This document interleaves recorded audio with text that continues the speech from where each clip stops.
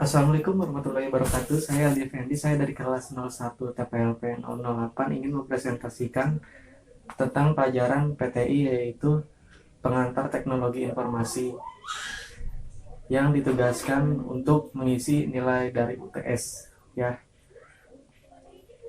Dan di sini saya hanya akan menjelaskan pertemuan empat pertemuan atau empat pertemuan atau tiga pertemuan, yaitu pertemuan 2, pertemuan 3, pertemuan 4, dan pertemuan 5. Kenapa saya meloncati dari pertemuan 1 langsung ke pertemuan 2 saja atau tidak sampai akhir? Karena pertemuan awal itu hanya mengisi biodata, dan pertemuan terakhir itu hanya mengisi soal atau mencari soal gitu. Ya, Assalamualaikum warahmatullahi wabarakatuh. Saya buka dari sini, dari pertemuan 2. Pertemuan 2 itu kita membahas tentang CPU, CPU, ya kan. Siapa sih yang nggak kenal CPU? CPU itu yang biasa ada di samping komputer, yang kotak, berbentuk kotak, yang kita bisa masukin CD, yang kita bermain komputer, ya kan. Nah, CPU itu apa sih? CPU itu adalah sejenis perangkat keras, yang fungsinya untuk menjalankan logika, menjalankan suatu proses, menjalankan suatu program yang berasal dari perangkat lunaknya sendiri. Kan karena CPU itu perangkat keras, maka dia harus menyelesaikan tugas yang dikasih oleh perangkat lunak. Oke. Di dalam CPU itu ada apa aja sih? Pertama, di dalam CPU itu ada unit control. Unit control itu dia yang mengatur semua tugas-tugas yang harus dilaksanakan oleh CPU, ya kan? Seperti harus menyalakan komputer atau mematikan komputer. Yang kedua itu ada register. Register itu dia berupa penyimpanan untuk CPU, walaupun penyimpanannya tidak terlalu besar atau kecil, tapi penyimpanannya itu bersifat cepat untuk mengaksesnya. Dan yang ketiga itu ada aritmatik logis. Jadi aritmatik logis itu dia bekerja untuk menjalankan suatu proses, suatu logika, suatu urutan, suatu seperti algoritma untuk melakukan sesuatu, ya kan, untuk menyusun sesuatu, untuk menyusun segala hal. Jadi logi aritmatik itu dia aritmatika untuk menjalankan suatu tugas. Oke. Tujuan ada CPU itu apa sih? CPU itu tentu sangat penting, ya. Jika misalnya di komputer tidak ada CPU, komputer tersebut tidak akan nyala, ya kan. Jadi CPU itu tugasnya untuk menyalakan komputer. Oke. Oke, lanjut ke pertemuan 3. Pertemuan 3 itu saya mempresentasikan tentang perkembangan teknologi. Seperti yang kalian tahu, perkembangan teknologi saat ini itu benar-benar sangat luas, sangat sudah maju, ya. Pokoknya sangat berkembang, ya. Dari misalnya sepeda yang awalnya dari zaman dulu itu zaman Romawi, ya. Sepedanya itu hanya roda satu, ya. Sekarang sampai rodanya dua, bahkan sampai ada sepeda motor atau sepeda roda 4 gitu, seperti mobil, ya kan. Sampai ada pesawat itu yang udah bisa terbang.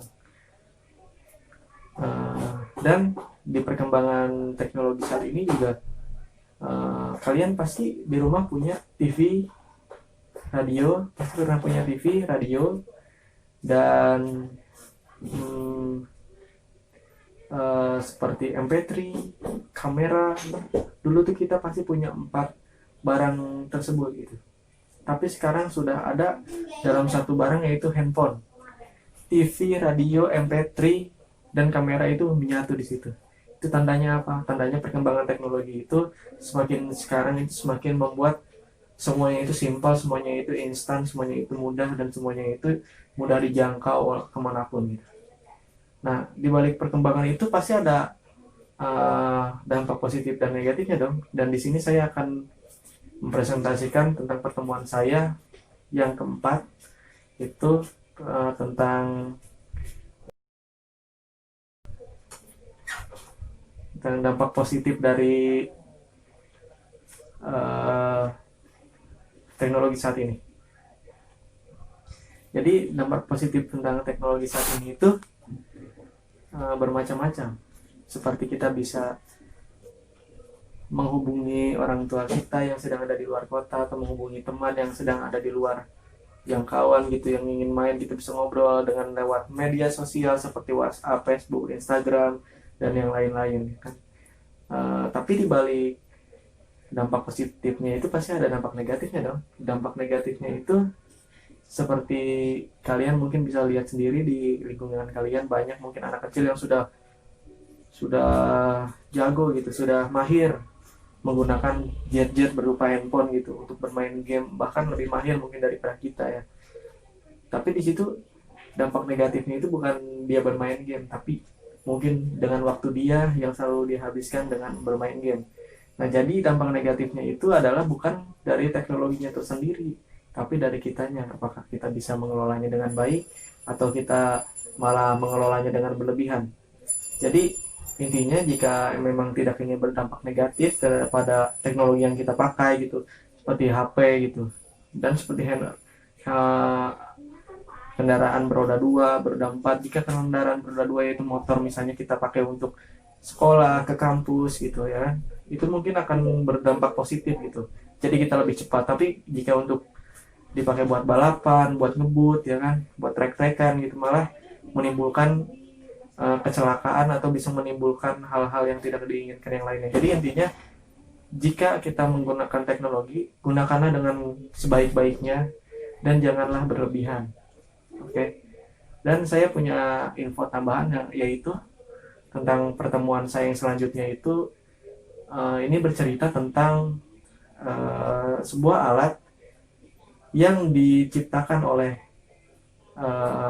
suatu universitas di Jepang. Kalian bisa lihat di sini namanya dan bisa lihat di sini alatnya ya. Jadi alat ini tuh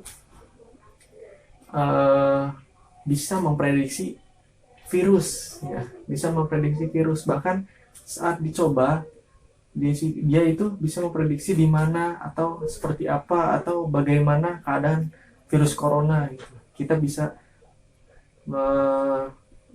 menghindarinya. Jadi kita sebagai masyarakat yang menggunakan teknologi ini, menggunakan properti ini dalam rumah, kita bisa berhati-hati, kita bisa lebih percaya diri untuk melakukan segala hal gitu di luar rumah, karena bahwa kita tahu di situ ada virus atau tidak. Nah, dari sini kita bisa menyimpulkan dari universitas ini yang berkolaborasi dengan SARB itu seperti yang kalian tahu, SARB itu adalah suatu perusahaan yang mendukung mesin atau properti rumah gitu, seperti misalnya mesin cuci, ya kan, gosokan sampai TV. Nah, dari sini kita bisa belajar bahwa teknologi itu berkembang bukan hanya karena dipakai, tapi karena kita kembangkan. Jadilah kita boleh menjadi pemakai, tapi apa salahnya kita untuk sedikit lebih maju, yaitu menjadi pembuat teknologi.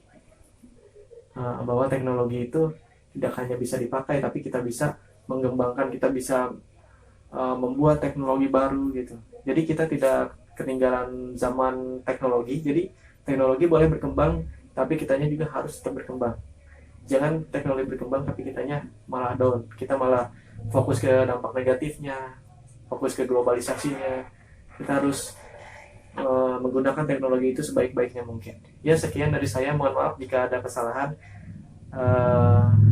Saya Aldi Effendi undur diri. Wassalamualaikum.